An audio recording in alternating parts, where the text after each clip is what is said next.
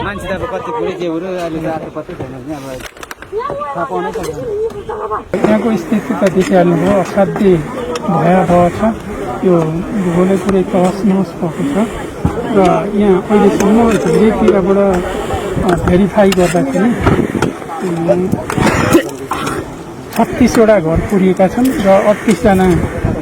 चाहिँ अहिले सम्पर्कमा छैनन्, अर्थात् बेपत्ता भएका छन्। र यहाँको मुख्य समस्या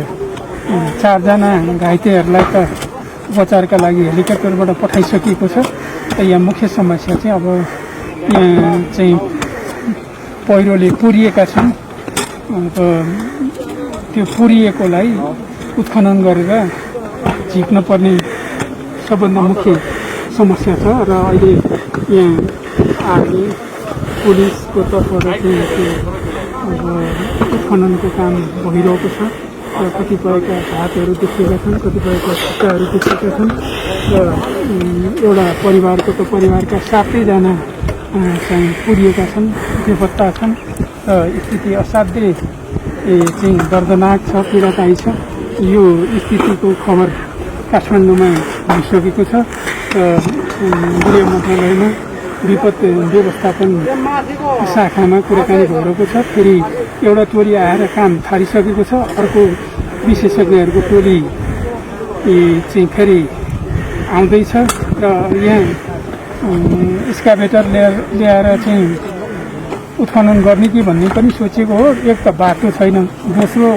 वहाँबाट ल्याएर फिटिङ पनि गर्न सकिन्थ्यो, तर कहाँबाट सुरु गर्ने? यहाँ अब घरहरू छन्, घरको बिचमा चाहिँ पहिरो आएको छ, त्यो हामी सोध्दैछौँ। म यसको अध्ययन गरेर फेरि अहिले काठमाडौँ फर्किँदैछु र सबभन्दा यो चाहिँ पुरिएकाहरू अब यी भित्रै पुरिएका छन्। पुरिएकाहरूलाई चाँडोभन्दा चाँडो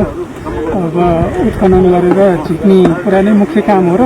अब कहिलेकाहीँ त भूकम्पमा हामीलाई अनुभव छ नि त, ती पुरिएकाहरू अब जिउँदो पनि हुन सक्छन्। त्यसकारण यसमा चाहिँ सबभन्दा बढी जोड दिएको छ। सकेसम्म अब हाम्रो तर्फबाट हुने हाम्रो काबुभन्दा बाहिरको कुरा त हेर्न सक्ने कुरा भएन। हाम्रो तर्फबाट गर्नुपर्ने कुरामा चाहिँ बिहान यो पहिरो गएको सुनेदेखि त्यति बेलासम्म अब म लगायत सबै जनप्रतिनिधिहरू पनि, पार्टीका नेताहरू पनि, अहिले पनि यहाँ पार्टीका नेताहरू यो भिडका त हुनुभयो। अब केन्द्रीय स्तरका, जिल्ला स्तरका, प्रदेश तहका धेरै नेताहरू यहाँ केन्द्रित भइसक्नु भएको छ र अब हामी सबै लागिरहेका छौँ। र यो सबै अध्ययन गरेर काठमाडौँ फर्किसकेपछि मैले चाहिँ अब आवश्यकता अनुसार सबैतिर कोअर्डिनेसन गरेर थप विज्ञहरूको टोली पठाउने विचार गरेको छु।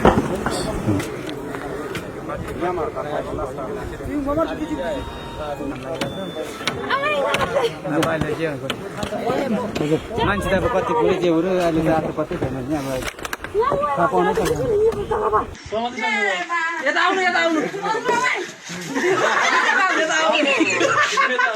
ल कति ठुलो सर्प सर्प सर्प यहाँ पस्यो। ए राम्रो त कति ठुलो छ, कुन सर्प भयो?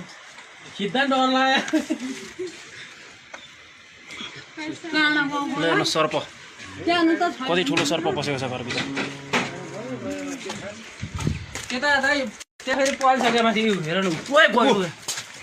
उता समात्नु भएको क्या, पूजा समात्नु छ।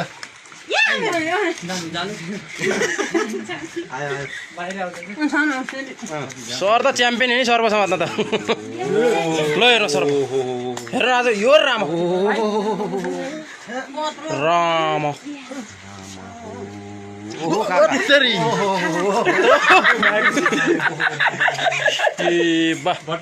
मान्न पर्छ सरलाई त। हेर त सर्प यहाँ घरभित्र पसेको छ यहाँ सरले बाहिर निकाल्नु सुवेदीको घरभित्र सर्प पसेछ हजुर यी किचनमा हाम्रो केशव सरले समाउनु हो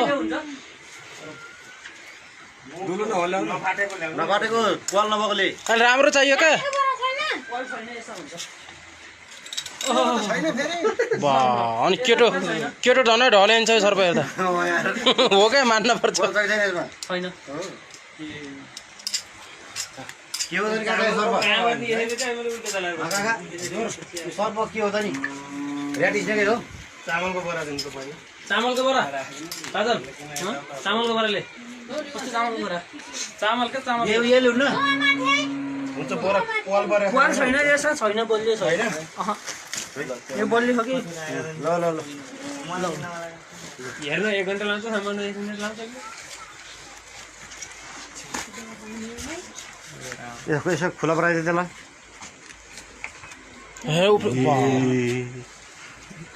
हेर त सर्प पस्यो हजुर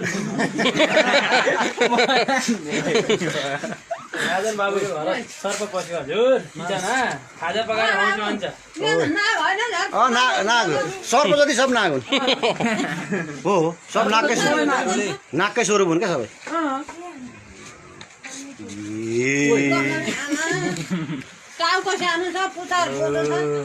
पस्यो गयो देउता लौजा मर्न यो अन्त लाइन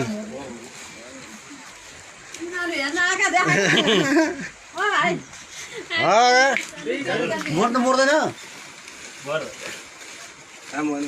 ए सर्प समाधि बल्ल आयो ल सर्प समात्न सक्सेसै भयो ल सर्प समाधि बल्ल आयो ल खरेको एउटा सर्प सिधियो गयो रानी वनमा उद्धार हो उद्धार सर्पको उद्धार कति किलो छ होला यो सर्प ऱ्याटिसनेकै हो मुसा अनि सर्प मुसा भ्यागुता त्यो आराको रूपमा जान्छ क्या यो चाहिँ अनि खाजा पकाउन आज हो होइन सर्प यो होइन के सर्पै खाजा पकाउनु बेला भएर आज माने सर्प टोकेर बिस लाग्ने सर्प होइन सर्प चाहिँ भयङ्कर ठुलो साइजको एकदम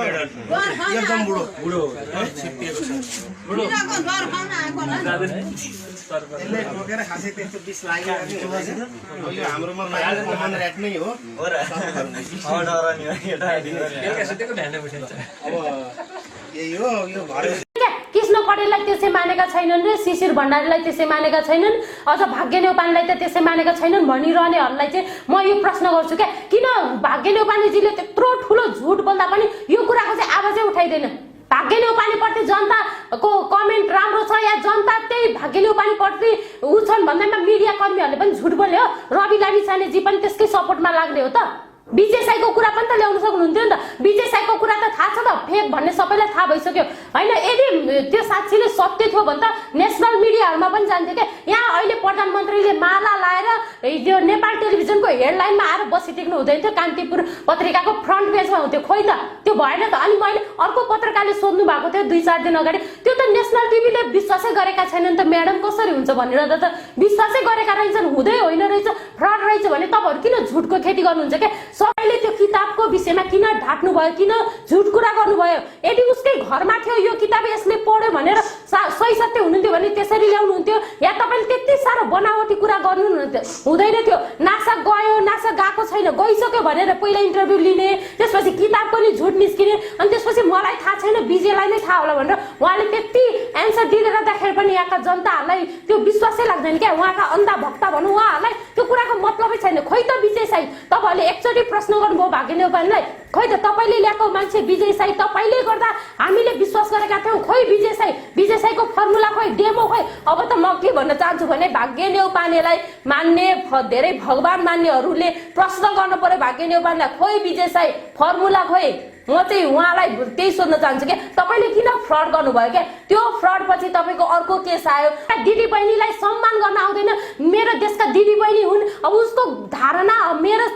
धारणा उहाँहरूलाई गलत लाग्यो होला तर यसरी होइन बहिनी भनेर सकारात्मक कमेन्ट गर्न सक्नुहुन्थ्यो या डिसलाइक हान्न सक्नुहुन्थ्यो तर तपाईँहरूले सिधै एउटा नारीको मानै नराख्ने गरी मानहानि हुने गरी त्यस्तो कमेन्ट लेख्नुभयो कि त्यो पछि त झन् होइन अब त्यो हामीले सत्य बोलेका थियौँ गलत बोलेको थिएन गलत सही बोल्दा बोल्दै पनि यस्तो भएपछि त रिस उठ्छ नि रिसको झोकमा अनि अर्को कुरा के हो भन्दाखेरि भाग्यनी उपानेजीले फेरि त्यसपछि किताबको कुरा आयो किताबै फ्रड उहाँले नयाँ किताब किनेको छु अब आजै डेमो देखाएको भने ट्रेनिङमा गएको भिडियोमा त्यसरी फ्रड गर्नुहुन्छ भने उहाँलाई चाहिँ फ्रडको केस लाग्ने कि नलाग्ने म चाहिँ यो भन्न चाहन्छु उहाँले एउटा कन्टेन्ट बिगाउनलाई झुक्क्याउनु भयो ढाट्नु भयो सारा नेपाली सबैले विश्वास गरिरहेको व्यक्तिले झुक्क्याउँछ भने उहाँलाई चाहिँ फ्रड केस नलाग्दो रहेछ हामीले चाहिँ सत्य तथ्य बोल्दा हामीलाई चाहिँ विभिन्न गाली गलाउँछ अब विजय साईले डेमो देखाउँछु भने देखाएको त छैन नि त डेमो देखाउनलाई त पहिला सत्य हुनु पर्यो नि त साँच्ची नै गर्न सक्ने मान्छेले त्यति साह्रो मिडियाबाजी पनि गर्नु जरुरी थिएन क्या मिडियाबाजी गरेर प्रचार भएर यहाँ त के को खेला देखियो भने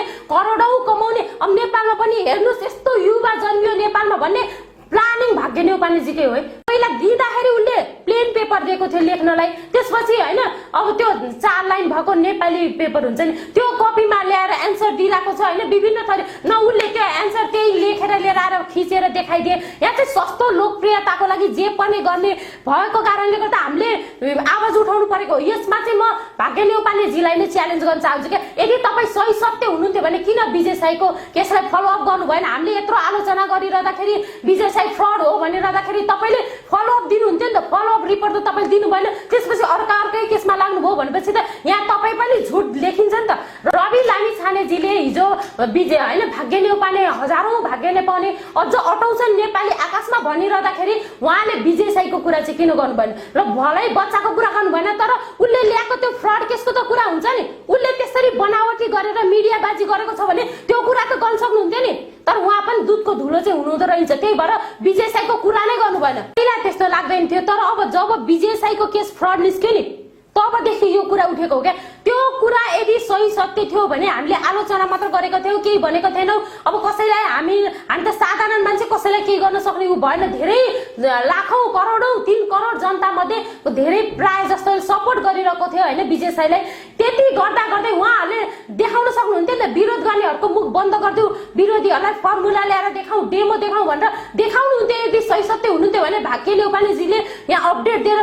बस्न भ्याइदिन्थ्यो तर उहाँले त्यो कुरा गर्दै गर्नु भएन त्यो वास्तै गर्नु भएन त्यो कन्टेन्टै फलो गर्नु भएन किनभने उहाँले किताबकै सरासर झुट बोल्नु भएको छ नासा गएको झुट बोल्नु भएको छ यावत कुरा भाग्यले उपाले झुट बोलिरहँदाखेरि उहाँलाई भगवान मान्नेहरूले चाहिँ के भन्नुहुन्छ उहाँले जे गर्दा पनि हुन्छ उहाँले ल्याएर मैले त अस्ति पनि भनेको थिएँ एउटा मूर्ति देखाएर यसमा 1 लाख हाल्नुस् पर्सिको दिन 2 लाख भएर आउँछ भनेपछि तपाईहरु त्यो पनि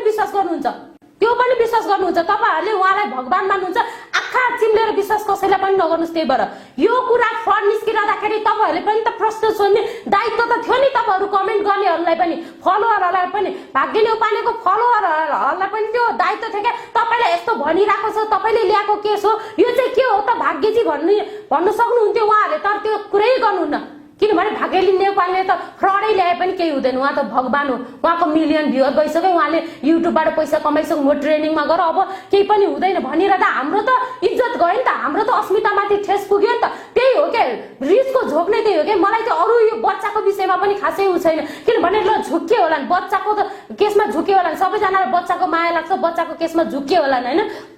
भलै झुक्के होला नि तर यो विजय साईको केसमा किन यसरी बनावटी गरिएको विजय साईको केसमा त बनाएको हो नि त पुरै खेल खेलेको हो नि त युट्युबरले हेर्नुस् तातो खबरलाई झुकाए अब भाग्यले उपानेजीले भन्नुभयो भने उहाँले त्यसरी दोष लाउन मिल्ने ठाउँ नै छैन किनभने उहाँले नै झुक्याउनु भएको छ दर्शकलाई किन भन्नुभयो के त्यो संयोग हुन्छ चित्रबहादुरले दिएको इन्टरभ्यु पनि मैले हेरेको थिएँ हैन जो गुरु भनिन्छ हैन उल्टो मोटरसाइकल चलाउने उनले के भन्यो भने विभिन्न युट्युबरलाई दियो भने त अब उनीहरुको विश्वास हुँदैन हैन अरु युट्युबको त यहाँ विश्वास हुँदैन रे हैन भाग्यले उपानेजी भनेपछि उनीहरुले भाग्यले उपाने किनेका छन् के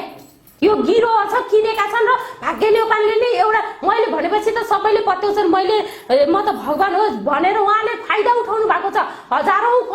करोडौं नेपालीको फाइदा उठाएर उहाँले झुट बोल्नु भएको छ झुटको पर्दाफास भइसक्दा पनि उहाँको त भगवानहरु छन् भगवान मान्नेहरु छन् अझै पनि आरती उतार्छन् उहाँले त जति हजारौं उहाँलाई त 100 झुट पनि माग्छ जस्तो लाग्छ के त्यो त चाहिँ एकदमै भ्रम फैलाउन खोजेको छ क्या मिडिया कर्मीहरूले पनि यसरी भ्रम नफैलाइदिनुहोस्। अनि अर्को कुरा चाहिँ होइन अब यो बच्चा भेटियो अनिखेरि यो विजय साईको केसमा बोलिरहँदा मिडिया बिच्ने क्या अब यसलाई माथि उठाउने कि यसलाई तल गिराउने कि भन्ने होइन। अब हरिउदास सिसाले बोलिरहँदाखेरि होइन अब त्यो बङ्गारा झार्छु भनेको कहाँ के भयो त्यसपछि 2-4वटा मिडिया चाहिँ हातै धोरो पछाडि लाए जस्तो क्या उहाँले यस्तो भन्नुभयो तपाईँ के भन्न चाहनुहुन्छ भने अनेक नचाहिने व्यक्तिहरूलाई सोध्ने त्यसपछि उसले 2टा शब्द भन्छ 2टा कुरा गर्छ अनि त्यसपछि फेरि अब हरिउदासीलाई ल्याएर सोध्ने क्या अब तपाईँलाई उसले यस्तो भनेको छ बङ्गारा तपाईँको चाहिँ झार्छु भनेको छ तपाईँ के भन्नुहुन्छ भने यहीँबाट खेतीपाती गरेर क्या उनीहरू चाहिँ बिचौलिया जस्तो फाइदा उठाउने यसरी झुटको खेती नगरौँ होइन झुट कुरा नगरौँ क्या यताको कुरा यता लाने यताको कुरा यता ल्याउने मान्छेलाई उक्साएर बोल्न बाध्य बनाउने पनि मिडिया होइन। तपाईँ किन आउनुहुन्छ किन बोल्नुहुन्छ भन्छन् के धेरै मिडियाले होइन अब आलोचित हुनुभएको छ तपाईँले चाहिँ किन बोल्नु पऱ्यो होइन क्यामेरा ल्याएर अगाडि ल्याएर तेर्साउँछन् क्वेसन सोध्छन् अनि लाटो हो र बोल्दै नबोल्नलाई सोध्ने म्याम हजुर बोलिदिनुहोस् भन्दै फोन गरी बोलाउने अनि उनीहरू नै ठुलो पल्टेर क्या पत्रकारहरू यिनीहरू त पत्रकार पनि होइन क्या युट्युबे हुन् यिनीहरू चाहिँ अनि तपाईँ चाहिँ किन बोल्नुहुन्छ अरे क्या पहिला चाहिँ क्यामेराको अगाडि राखेर बोल्न लाउने क्वेसन सोध्ने अनि किन बोल्नुहुन्छ अनि बोल्दै नबोल्न त लाटो हो र नबोल्नलाई यस्तो खेती चाहिँ झुटको खेती चाहिँ नगर्नुहोस् क्या तपाईँहरू आफू राम्रो भने हामीलाई चाहिँ भिलेन बनाइदिने क्या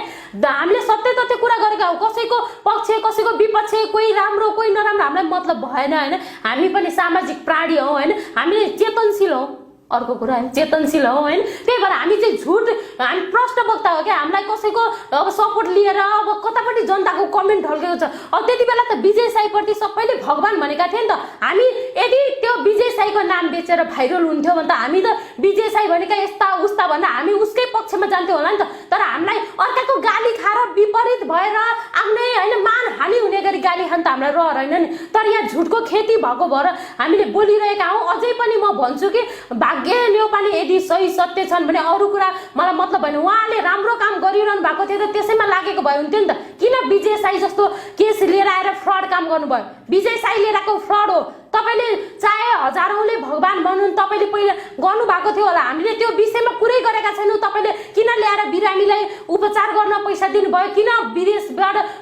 डोनेसन उठाउनु भयो त्यो कुरा हामीले गरेका छैनौँ तर विजय साईको केस किन ल्याउनु भयो कति पैसामा बिक्नु भयो अनि अर्को चाहिँ ऋषि धवला जसले होइन ठोक्वा दिएर उसको त ट्रेनिङ नम्बर 1मै पुगेको थियो होइन उहाँले कसरी जसको पनि कुरा काट्नुहुन्छ बिचबिचमा होइन जनता जान्न चाहन्छन् भने मन्त्री नेतादेखि लिएर कसैलाई पनि बोल्न दिनु हुँदैन तर त्यो विजय साईको इन्टरभ्यू लिने बेला उहाँ सुनि मात्र रहनुभयो ताली बजाउनु भयो कङ्ग्रेचुलेसन भन्नुभयो तर सत्यता त अर्कै रहेछ नि उहाँले चाहिँ किन झुटको खेती गरे नेसनल मिडियाले अझ उहाँको होम प्रोडक्सनको प्राइम टिभीलाई नेसनल मिडिया भनिरहनेहरूलाई चाहिँ उहाँले किन केही प्रश्न गर्नु भएन किनभने यो त सवाल देश नेपालको कटेजमा थियो नि त नेपाललाई विदेशी सामुने हाम्रो नेपाललाई चिनाउँछु भनेर यसरी गइरहँदाखेरि होइन यस्तो कुरा गरिरहेको छ यसरी विश्वासै नलाग्ने कुरा गरिरहँदाखेरि त केही 2-4वटा प्रश्न हुन्छ नि त यस्तो होइन तर पनि झुट रहेछ सबै मिली महत्त्व गरेर खाने त होइन नि जनताले विश्वास गरे भन्दैमा कृष्ण कडेलले पनि